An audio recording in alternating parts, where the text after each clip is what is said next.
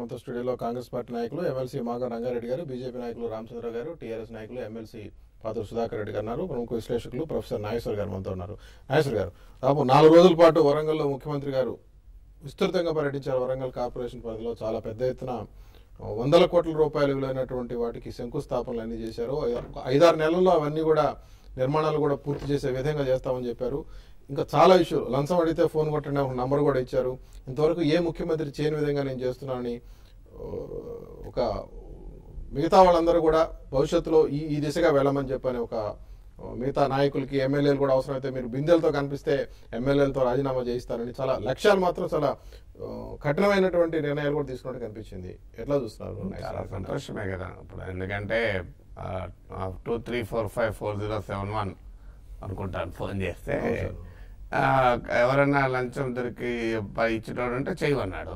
ఇప్పుడు మనం అందరం చెయ్యాలి కూడా, మీడియా కూడా దానికి బాగా కవరేజ్ ఇచ్చేసి ఆ నెంబర్కు జనంలోకి తీసుకెళ్ళి రాజకీయ అవినీతిపై ముఖ్యమంత్రి ఒక హామీ ఇస్తే రేపు మనం నిలదీయడానికి అవకాశం ఉంటుంది. ఏ హామీ ఇయ్యను నిలదీయలేము. అందువల్ల నేను అవినీతి పనులు ఉంటే పట్టుకుంటా అంటున్నాడు. డెఫినెట్గా మనం చేద్దాం, దానికి అభ్యంతరం లేదు. అందుకని ఇమీడియట్గా ఇవాళ నేను ఫోన్ చేయాలనుకుంటున్నా. ఈ కళ్ళు కంపౌండ్లు డైరెక్ట్గా గవర్నమెంట్ ల్యాండ్స్లలో పెడుతున్నారు. ఆఖరికి ఇప్పుడు ముషీరాబాద్ పోలీస్ స్టేషన్ వెనకాల ఒక అపార్ట్మెంట్లు పెట్టేశారు. డైరెక్ట్గా అపార్ట్మెంట్ పార్కింగ్ ప్లేస్లో పెట్టేశారు. అక్కడ ముషీరాబాద్ ఎంఆర్ఓ ఆ ముషీరాబాద్ పోలీస్ స్టేషన్కు ఉత్తరం రాసింది, ఇది డిస్ప్యూటెడ్ ల్యాండ్, సబ్జ్యుడిషియలో ఉంది, ఇక్కడ మీరు కళ్ళు కంపౌండ్ అనుమతి ఇవ్వకూడదు అని. అయినా అనుమతించారు. మరి ఏ అవినీతి లేకుండా అలా అనుమతిస్తారా? తర్వాత దామోదర సంజీవ నగర్ ఎస్బీఐ కాలనీ కవాడిగూడల ఎంఆర్ఓ అక్కడ స్థానిక ముషీరాబాద్ ఎంఆర్ఓ డిప్యూటీ కమిషనర్ పోలీస్కు డిప్యూటీ కమిషనర్ జిహెచ్ఎంసీకి ఉత్తరం రాశారు, ఇది మున్సిపాలిటీ ల్యాండ్ ప్రభుత్వ రికార్డుల ప్రకారం అని. ఆ మున్సిపల్ ల్యాండ్లో కళ్ళు కంపౌండ్ అనుమతించారు. ఇక మున్సిపల్ గవర్నమెంట్ ల్యాండ్ ఎక్కడ కళ్ళు కంపౌండ్ అనుమతిస్తారా? లీజ్ కూడా లేదు, ఏది లేదు.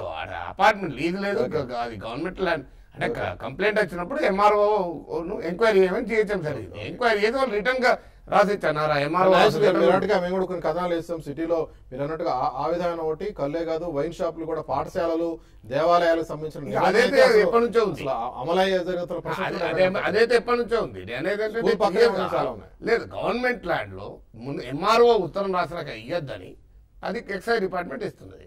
తర్వాత ఎక్కడ ఇస్తున్నారు? అంబేద్కర్ నగర్ లేబర్ కాలనీ కదా, అది మీకు ఇలాంటి లేబర్ కాలనీలు ఇవ్వకూడదని చెప్పి ఆ రూల్స్ చెప్తున్నాయి. లేబర్ కాలనీ ఇవ్వకూడదని జరిగిన తర్వాత ఎట్లా ఇస్తున్నారు? అది ఇట్లాంటి నేను ఇంకా చాలా ఎగ్జాంపుల్ చెప్తాను, కొన్ని ఉదాహరణలు మాత్రమే. అందువల్ల ఇప్పుడు ఇలా వెంటనే ఇప్పుడు ఇవాళ ఇది ప్రోగ్రామ్ అయిపోయాక ఫోన్ చేసి మరి సార్ ఇందులో ఏ పైసా తినంది ఎట్లు ఇచ్చారు? ఎందుకంటే మీ ఎంఆర్ఓనే ఇవ్వద్దని రాస్తున్నారు ప్రభుత్వ అధికారి. మరి మీరు ప్రొటెస్ట్ చేసిన పోలీస్ స్టేషన్ ఇది వేరు కదా, లంచం అడిగితే ఫోన్ చేయమన్నారు అంటే అడగకుండా ఇచ్చేసారు. ఇష్యూస్ వేరు కదా. అంటే ఏ లంచం లేకుండా ప్రభుత్వ స్థలంలో ఒక ప్రభుత్వ కళ్ళు దుకాణం అనుమతిస్తుందా? ఏ లంచం లేకుండా. లంచం అడిగితే ఇవ్వన్నారంటారు. ఎస్, లంచం అడిగితేనే కాదు, లంచం ఇచ్చినట్టు అనుమానం ఉన్నా కూడా ఇవ్వచ్చు. ఎందుకంటే ఇప్పుడు లంచం అంటే ఎవరు లంచం అడగరు, వాళ్ళు అగ్రి అయి తీసుకుంటారు, అభ్యంతరం లేదా? అది రాజకీయ అవినీతి కాదా? విన్ విన్ సిచ్యువేషన్ ఉంటుంది కొన్నిసార్లు. ఇందులో ఇప్పుడు ఉదాహరణ కాంట్రాక్ట్ ఇవ్వాలి, లంచం ఇస్తారు, కాంట్రాక్ట్ తెచ్చుకుంటారు, వీళ్ళు మంచి వాళ్ళు మంచి. ఎవరు అడిగిన చెప్పి ఫోన్ చేస్తారా? బయటోడే ఫోన్ చేయాలి, ఇది ఇక్కడ తీసుకున్నారు మొత్తానికి ఏదో జరిగి ఇక్కడ అంతే కదా. ఎట్లా అడుగుతుంది సార్? ఇప్పుడు ఒక 10 కోట్ల కాంట్రాక్ట్ కావాలి, ఒకటి లంచం ఇస్తాడు, తీసుకుంటాడు. ఎవరు ఫోన్ చేయాలి?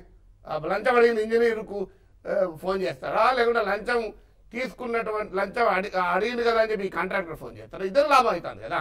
మధ్యలో ప్రజల సొమ్ము నష్టమవుతుంది, ప్రజలు ఫోన్ చేయాలి. అందువల్ల మనం లంచం ఏ రూపంలో ఉన్నా దాన్ని వ్యతిరేకించాలి, దాన్ని ఆహ్వానించాలి, ముఖ్యమంత్రి గారికి ఆహ్వానించాలి. ఇప్పుడు అందుకే సుధాకర్ రెడ్డి గారికి దీన్నే ఫోన్ కాల్గా భావించి తక్షణం ఈ చట్టవిరుద్ధంగా వెలుస్తున్న కళ్ళు దుకాణాలు, చట్టవిరుద్ధంగా కళ్ళు దుకాణాలపై చర్య తీసుకోమనేది సంతోషపెడతాం. ఇకపోతే కార్పొరేషన్ ఎన్నికలు దృష్టిలో పెట్టుకొని అని ప్రతిపక్షాలు విమర్శిస్తున్నాయి. మరి ఏ ఎన్నికలు దృష్టిలో పెట్టుకుని రాజకీయ పార్టీలు పనిచేస్తాయని అది ఏం ఆశ్చర్యం? డెఫినెట్ గా కార్పొరేషన్ ఎన్నికలు దృష్టిలో పెట్టుకుని హైదరాబాద్ లో, విశాఖపట్నంలో చేస్తున్నారు. అధికారంలో ఏ పార్టీ అయినా చేస్తుంది. ఆ ఎన్నికల కొరకైనా మంచి అయితే మంచిది. ఇప్పుడు పెళ్ళున్నదని చెప్పి ఇల్లు సున్నాలు వేసుకుంటాం, నువ్వు పెళ్ళున్నదని వేసుకుంటున్నావు, రోజు వేసుకోవాలని రోజు వేసుకుంటావు, చచ్చిపోతావు ఋతుమనానికి. అందువల్ల ఎవడైనా అంతే, ఎన్నికలు అంటున్నప్పుడు ప్రభుత్వం తన చేతిలో ఉన్న అధికారాన్ని, అది ప్రజాస్వామ్యం కాదంటే ఈ దేశంలో అది కన్వెన్షన్ అయిపోయింది. దాన్ని మనం వైలేషన్ లేవు. గవర్నమెంట్ ఉన్నప్పుడు ఆ గవర్నమెంట్ తనకున్న ఉపయోగించుకుంటుంది. అది సహజమే, దాంట్లో పెద్ద బాధపడాల్సింది లేదు. ఆ మేరకు ప్రజలకు మంచి జరిగినా సంతోషించారు. ఓకే ఓకే ఈ విషయం అన్నారు. బట్ లంచానికి సంబంధించి మాట్లాడారు రంగారెడ్డి. నిన్న లంచం విషయం ఒకటి మనం అనుకున్నాం, మాట్లాడారు ఆయన. అది బట్ ఏ ముఖ్యమంత్రి చేయని పని నేను చేసి చూపిస్తాను అనేది. మహిళలు కనుక బిందెలతో బయటకు వస్తే ఎమ్మెల్యేలతో రాజీనామా చేయిస్తాను. ఇంతకుముందే ఆయన వాటర్ గ్రిడ్ ద్వారా ఇంటింటికి కనుక నల్లాలు వీళ్ళు ఇవ్వకపోతే కూడా నెక్స్ట్ ఎలక్షన్లో ఓట్లు అడగనని కూడా ఒక కఠినమైనటువంటి ప్రతిజ్ఞ కూడా చేస్తున్నాడు ఆయన. చాలా కమిట్మెంట్తో కూడినటువంటి ఇదిగా అనుకుంటున్నారా? లేదు నేను మీ పార్టీ సంబంధించిన వాళ్ళు చాలా మంది రియాక్ట్ అయ్యారు. నాగేశ్వర గారు అంటే వరంగల్ కార్పొరేషన్ ఎలక్షన్స్ అని, లేదా అరచేతిలో స్వర్గం చూపిస్తున్నాడని ఇటువంటి విమర్శలకు పరిమితం అవుతుంది కాంగ్రెస్ పార్టీ. ఇప్పుడు ఏ ముఖ్యమంత్రి గారు చేయని మాత్రం ఈ ముఖ్యమంత్రి గారు చేస్తుంది. అసలు ప్రపంచంలోనే ఏ ముఖ్యమంత్రి చేయనని మంచి పనులు ఈ ముఖ్యమంత్రి గారు చేస్తారు. ఏందంటే ఒకటి ఏది చెప్పినా చేయడు, అదొకటి మాత్రం నిజం. ఇప్పుడు మీరు కేజీ టు పీజీ అన్నారు, కేజీ లేదు పీజీ లేదు, కనీసం 50 కోట్లు పెట్టిండు. సున్నం పడదు. ఇప్పుడు వారు ఇప్పటిదాకా సున్నాలు పెళ్లికి సున్నం కాదు, ఒక స్కూల్కి సున్నమే రాదు. కేజీ టు పీజీ అయిపోయింది. అది అయిపోయిందా? ఇవాళ ఇండస్ట్రియల్ పాలసీ అన్నారు. ఇండస్ట్రియల్ పాలసీ అన్నది ఏంది? ఈక్విటీ సెక్యూరిటీ ఇచ్చి ఆంధ్ర ప్రాంతం వాళ్ళు మొత్తం ఏపీఐడిసి ఉన్న ఇండస్ట్రీస్ అన్ని వాళ్ళు పెట్టుకొని పోయినారు. ఇవాళ వరంగల్లో పోయినప్పుడు ఏమన్నాడు? వాళ్ళని నేను ఇన్వైట్ చేస్తాను. అదే మన ఈ ప్రాంతం ప్రజలకు equity security land revenue banks అన్ని ఈ ప్రాంతంలో ఇస్తే ఉస్మాన్ యూనివర్సిటీ రోజు లాఠీ ఛార్జీలే కావు. మనకు మేధస్సు లేదా? మనకు అన్ని ఉన్నాయి, పెట్టుబడి సెక్యూరిటీ లేదు. అది ఇస్తాను ఇక్కడ చెప్తలేడు, ఉన్నోళ్ళని పొగుడుతున్నాడు. ఇప్పుడు మళ్ళీ ఒకటే పని మీద పెడుతున్నాడు. నేను ఏడవుతున్నా ఏడదుంతానా ఏడున్నది అని అంటాడు.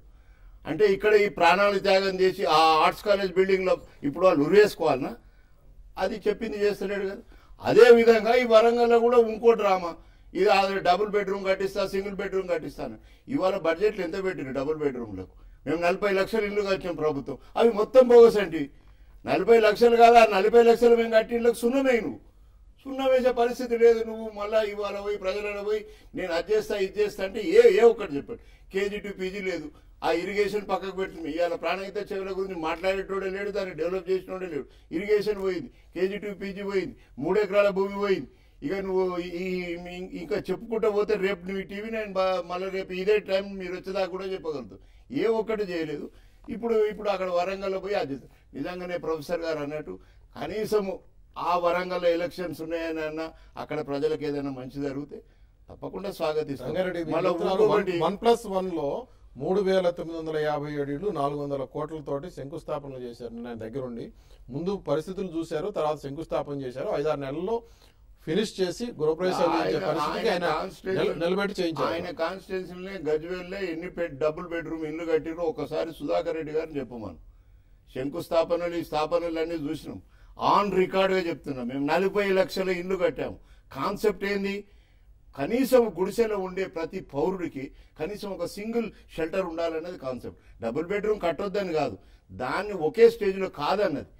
దాన్ని మనం మాట్లాడుతుంది. ఇవాళ మేము చేసిన వెల్ఫేర్ స్కీమ్స్కు నువ్వు మాట్లాడుతున్నావు.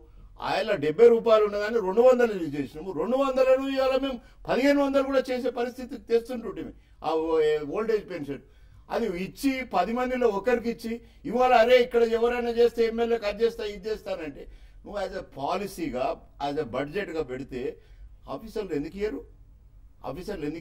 నువ్వు 100 రూపాయలు ఇచ్చి 1000 రూపాయలు ఖర్చు చూపిస్తే 100 రూపాయలు 5గురికో 10గురికో ఇస్తారు. ఏ ఒక్క ఇష్యూనైనా చూడండి, కేజీ టు పీజీ తీసుకొని నేను ఇప్పుడు చేస్తాను, డబుల్ బెడ్రూమ్ నేను ఇప్పుడు చేసేస్తా అంటూ మళ్ళీ నిరుద్యోగులకు ప్రతి ఒక్కరికి ఉద్యోగం. ఆ ఉద్యమకారులు ఆ త్యాగాలు ఆ ఉస్మాన్ యూనివర్సిటీలో మేము చదివినందుకు ఆ బిల్డింగ్ల చుట్టూ తిరుగుతుంటే బాధ కలుగుతుంది. ప్రపంచంలో ఎక్కడ లేని విధంగా త్యాగాలు చేసిన వాళ్ళకు ఇవాళ 1,00,00,000 ఎకరాలు తెలంగాణలో 70 నుంచి 100 కిలోమీటర్ రేడియస్ లో హైదరాబాద్ లాంటి క్యాపిటల్, వరల్డ్ లాస్ ఏంజల్స్ కూడా లేదు, అంత మంచి క్యాపిటల్. చెప్తున్న దాంట్లో ఇప్పుడు మీరు చెప్తున్నటువంటి స్కీమ్ లో ఇప్పుడు వాటర్ గ్రిడ్, వాటర్ సంబంధించి ఉంది, వాటర్ సమస్య, మీరు చెప్తున్న హౌసింగ్ సంబంధించి ఉంది, డబుల్ బెడ్ ఉంది. మరి ఇక్కడ ఇది వరంగల్లో ఇచ్చినటువంటిది ఆ స్కీమ్ లో భాగంగా చూడొచ్చు కదా. మీరు ఆరంభం అయితే జరుగుతుంది కదా ప్రక్రియ. మీరు చెప్తున్నది ఏంది, మీరు చేస్తున్నది ఏంది? ఇవాళ తెలంగాణలో 4.5 కోట్ల జనాభాలో 60 to 80% నిరుపేదలు ఉన్నారు.